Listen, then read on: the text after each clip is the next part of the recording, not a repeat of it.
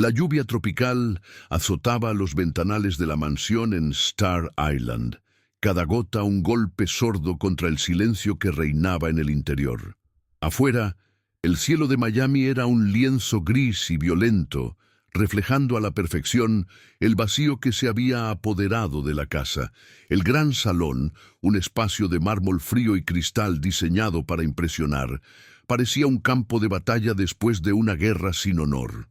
Botellas de champán vacías yacían de costado, algunas con los corchos aún colgando tristemente del cuello, mientras copas rotas brillaban como diamantes esparcidos sobre las alfombras de seda.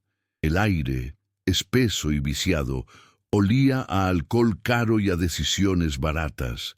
Era la mañana de una resaca no solo física, sino existencial, un monumento a una opulencia que no lograba ocultar la profunda decadencia moral que anidaba entre sus muros. En medio de ese desorden calculado, apareció Mateo Montoya. Con solo 25 años, se movía como un fantasma en su propia casa, sus pasos amortiguados por el lujo que lo asfixiaba. Vestía ropa de diseñador que, aunque arrugada y manchada, seguía gritando su estatus, pero su rostro era una máscara de cansancio y un aburrimiento tan profundo que parecía haberle robado el color a sus ojos. Eran pozos vacíos que no reflejaban nada, ni alegría ni tristeza, solo la indiferencia de quien lo ha tenido todo y no ha encontrado valor en nada.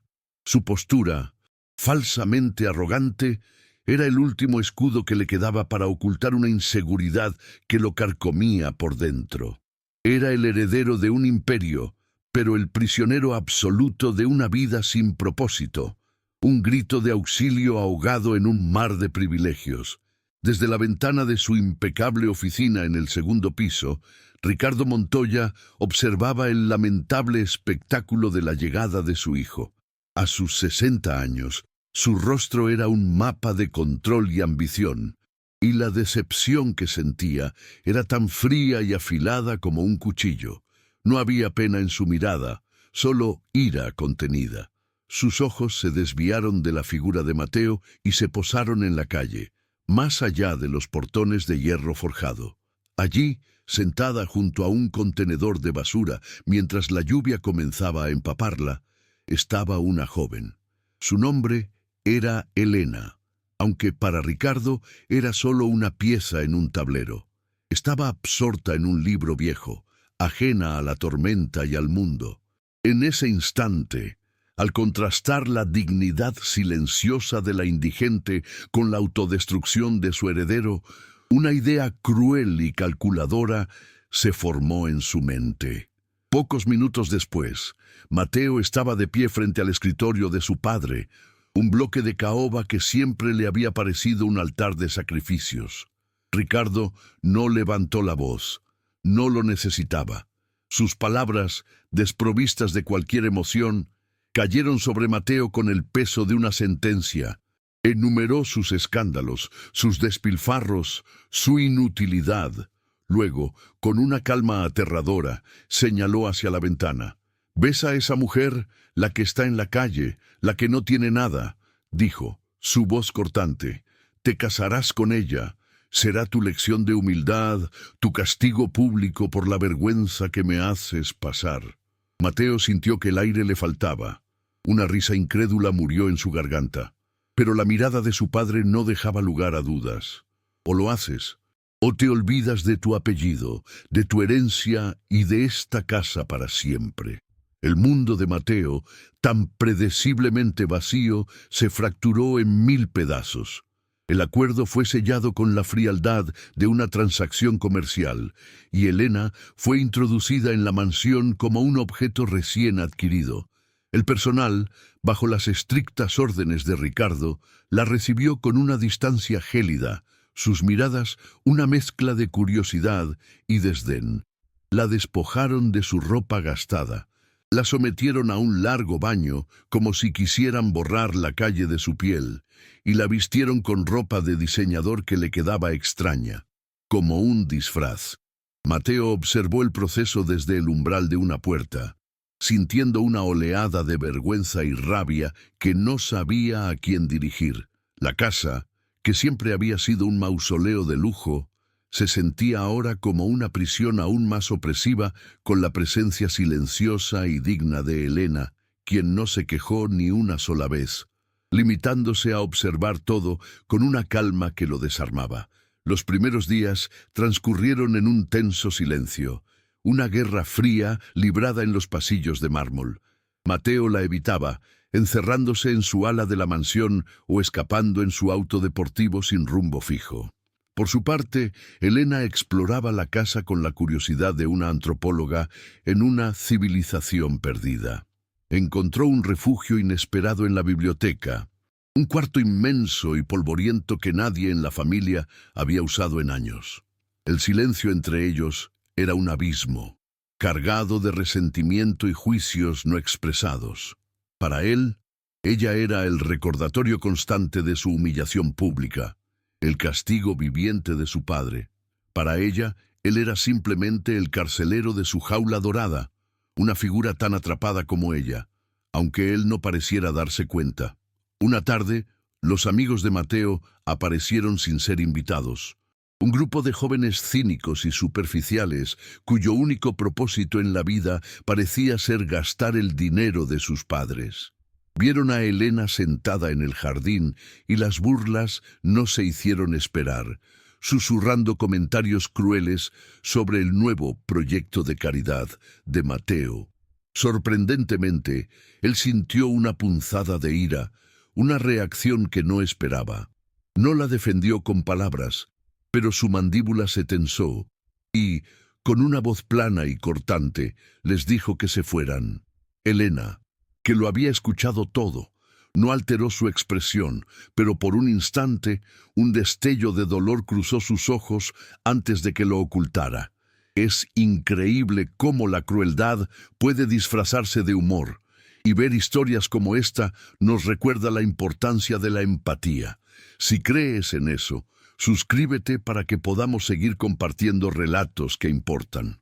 Una noche, incapaz de conciliar el sueño, Mateo deambulaba por la mansión como un fantasma. La misma tormenta que rugía el día que conoció a Elena había regresado, azotando los ventanales con una furia familiar. Una luz tenue lo atrajo hacia la biblioteca. Al asomarse, la encontró acurrucada en un viejo sillón de cuero, con un libro gastado sobre su regazo. No estaba leyendo. Su mirada estaba perdida en la lluvia que corría por el cristal, sus pensamientos a 1.000.000 de kilómetros de esa jaula de lujo. Él se quedó inmóvil en el umbral, sintiéndose como un intruso en su propia casa, observando una escena tan íntima y melancólica que le pareció profanarla con su sola presencia. Estuvo a punto de darse la vuelta y marcharse, de dejarla en paz en su pequeño santuario.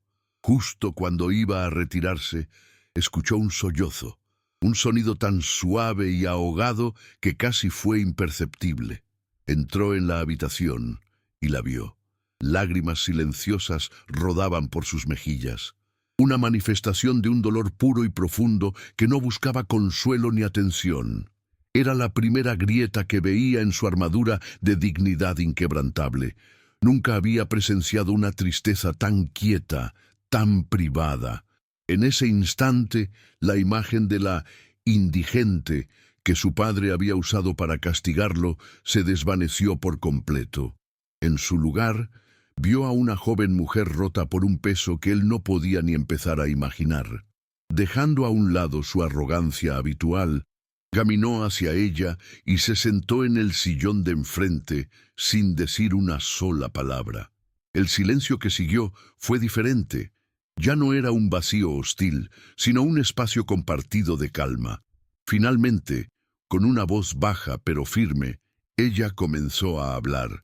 Le contó la historia de sus padres, un panadero de gran corazón y una maestra de escuela que le enseñó a amar los libros, ambos fallecidos en un accidente automovilístico 2 años atrás.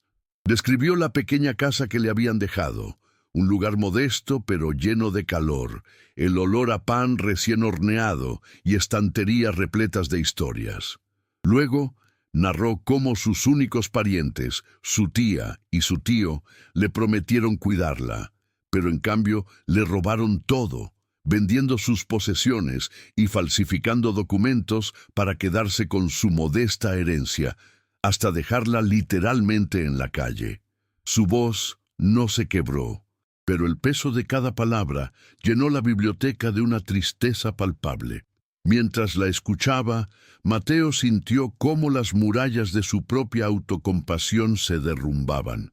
Sus supuestos problemas, el aburrimiento existencial, la presión de un apellido, le parecieron triviales y vergonzosos en comparación con la lucha por la supervivencia que Elena había enfrentado. Se miró las manos, suaves y sin una sola cicatriz, y una oleada de vergüenza lo inundó. Ella lo había perdido todo, pero se aferró a su integridad. Él lo tenía todo y lo había malgastado en una autodestrucción sin sentido. Comprendió con una claridad dolorosa que el retorcido plan de su padre no era un castigo para ella, sino para él. Elena era un espejo que le devolvía el reflejo de un alma vacía, y esa revelación lo sacudió hasta los cimientos. A la mañana siguiente, el aire en la mansión había cambiado. Mateo le llevó una taza de café a la biblioteca, un gesto simple que se sintió como un tratado de paz. Le preguntó qué solía dibujar cuando vivía en la calle. Ella lo miró, sorprendida por la pregunta. Y entonces, una pequeña sonrisa, la primera que él le veía, iluminó su rostro. Le habló de sus bocetos de los rostros de la gente en el parque, de los edificios antiguos del centro de la ciudad, de cómo capturaba fragmentos de belleza en medio del caos. Ese mismo día, Mateo salió y regresó con cuadernos de dibujo profesionales y un juego completo de lápices de carbón.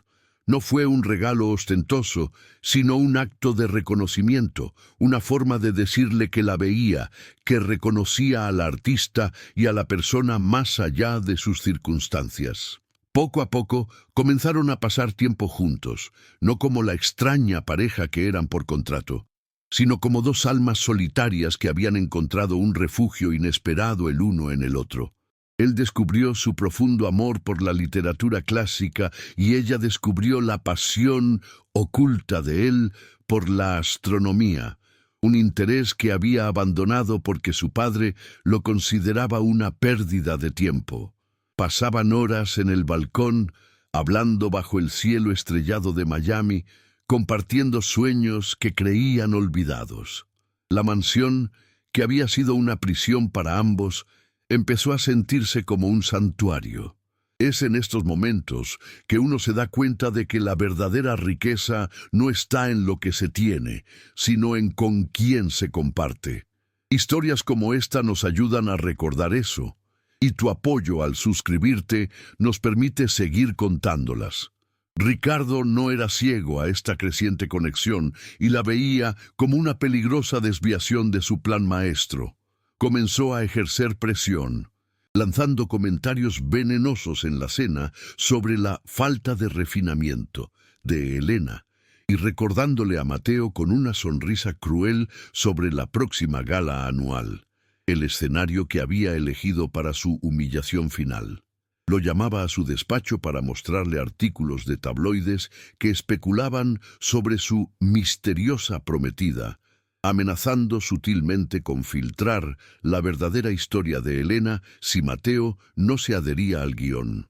La amenaza constante flotaba sobre ellos, un recordatorio sombrío de que su frágil paz estaba construida sobre una base de crueldad y engaño, y que el tiempo se agotaba. El conflicto interno de Mateo se agudizaba con cada día que pasaba. Una parte de él, condicionada por una vida entera de temor y obediencia a su padre, le gritaba que retrocediera, que cumpliera su parte y terminara con la farsa. Pero luego miraba a Elena, a la forma en que sus ojos comenzaban a brillar cuando él entraba en una habitación, la confianza que lentamente depositaba en él, y sentía un instinto protector que nunca había experimentado. Estaba aterrorizado. Le aterrorizaba enfrentarse a su padre, pero le aterrorizaba aún más la idea de fallarle a ella, de convertirse en el peón cobarde que su padre siempre había creído que era. Se dio cuenta de que se estaba enamorando, y ese amor, tan puro e inesperado, era a la vez su mayor fortaleza y su más aterradora vulnerabilidad. Una noche, mientras observaban la luna a través de su viejo telescopio, el mismo que su padre había despreciado, Mateo tomó una decisión. Se volvió hacia Elena, su mirada seria y llena de una determinación que ella nunca le había visto. «No voy a dejar que te haga daño», dijo, su voz firme, sin rastro de duda. Este era su juego, no el nuestro. Voy a ponerle fin, pero lo haré a mi manera. Elena lo miró, y en sus ojos no vio al heredero mimado y perdido que conoció en la calle, sino a un hombre dispuesto a luchar por primera vez en su vida. Sin decir una palabra, ella asintió y puso su mano sobre la de él, un pacto silencioso de apoyo incondicional. La línea de batalla había sido trazada. Ya no se trataba de un contrato o una herencia, se trataba de proteger a la única persona que le había enseñado lo que significaba estar verdaderamente vivo.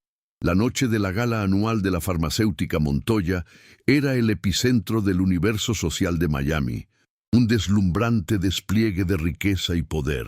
El gran salón del hotel resplandecía bajo el peso de los candelabros de cristal, y el aire vibraba con el murmullo de conversaciones superficiales y risas calculadas.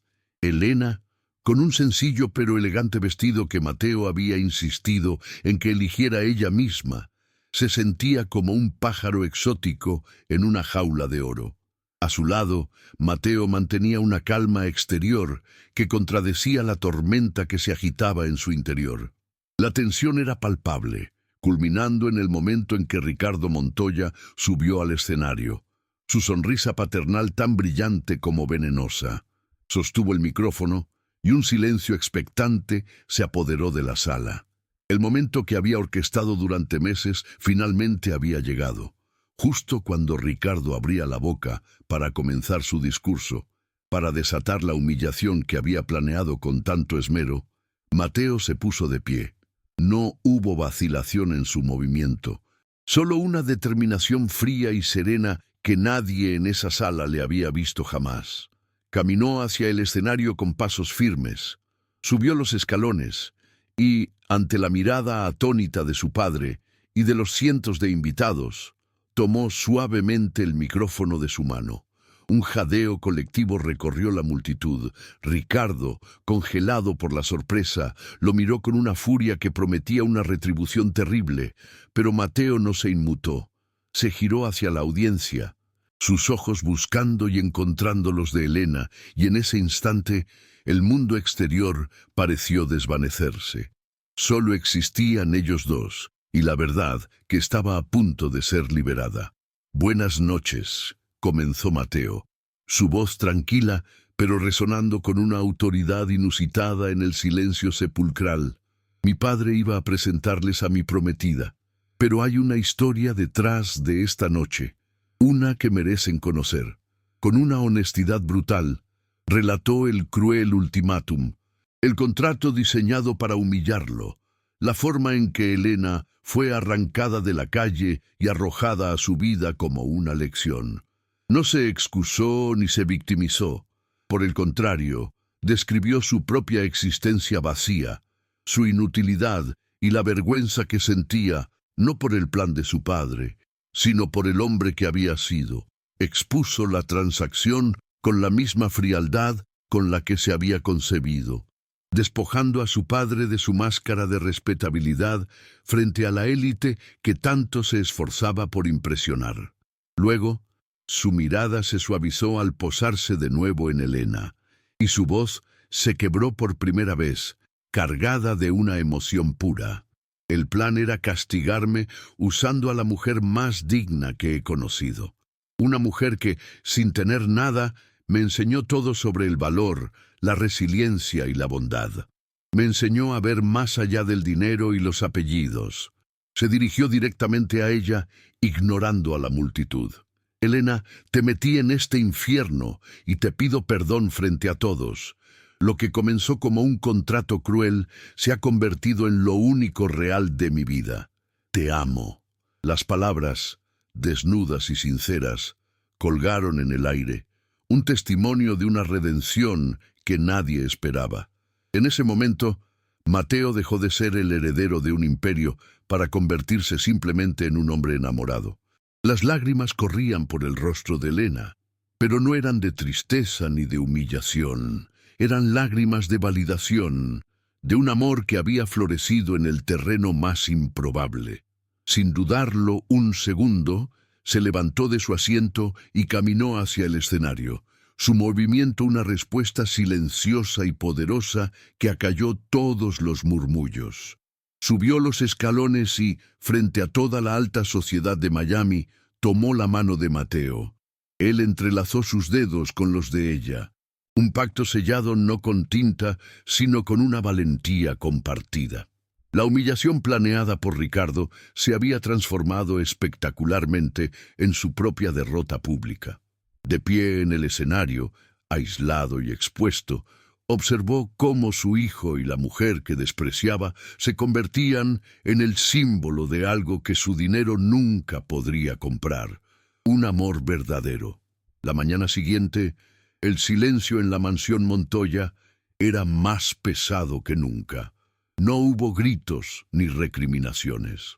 Ricardo, con el rostro convertido en una máscara de hielo, simplemente observó desde la ventana de su despacho cómo Mateo y Elena salían por la puerta principal, llevando cada uno una pequeña maleta. No miraron atrás. Al cerrar los imponentes portones de hierro forjado detrás de ellos, el sonido metálico y definitivo no fue el de una expulsión, sino el de una liberación. Dejaban atrás un mundo de mármol frío y expectativas asfixiantes para caminar hacia un futuro incierto pero propio. Por primera vez, el aire de Miami no olía a privilegio rancio, sino a la sal del mar y a la promesa de un nuevo comienzo. Un lienzo en blanco que pintarían juntos, con los colores de su propia elección. Se instalaron en un modesto apartamento en un barrio vibrante y lleno de vida, un lugar donde el sonido de la música y las risas de los vecinos reemplazaron el eco de los pasillos vacíos. Mateo consiguió un trabajo en una pequeña librería local, un empleo sin glamour, pero que le enseñó el valor de ganarse el pan con sus propias manos. Descubrió una satisfacción profunda en la rutina, en el olor a papel viejo y en las conversaciones con los clientes. Mientras tanto, Elena comenzó a dar clases de arte gratuitas para niños en un centro comunitario cercano.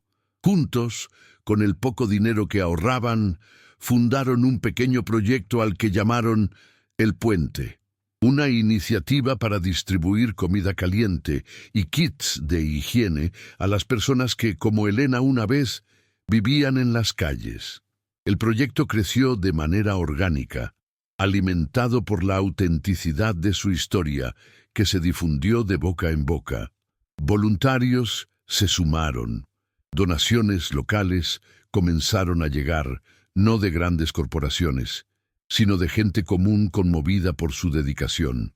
Mateo, que una vez fue el rostro de la decadencia, se convirtió en un símbolo de redención, organizando la logística con una eficiencia que ni él mismo sabía que poseía.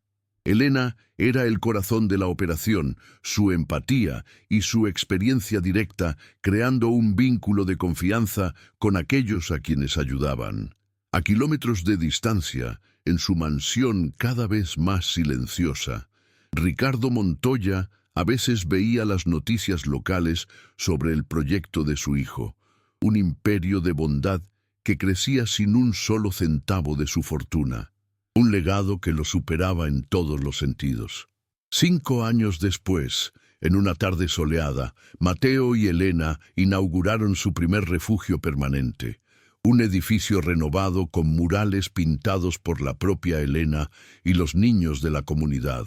Ya no eran el heredero caído y la mujer rescatada, eran socios, esposos y los pilares de una comunidad que ellos mismos habían ayudado a fortalecer. Su amor, forjado en la crueldad de un contrato, se había convertido en un faro de esperanza para muchos. Historias como la de Elena y Mateo nos recuerdan que la bondad es el legado más grande que podemos dejar. Si tú también lo crees, suscríbete y ayúdanos a seguir compartiendo relatos que nos devuelven la fe en la humanidad.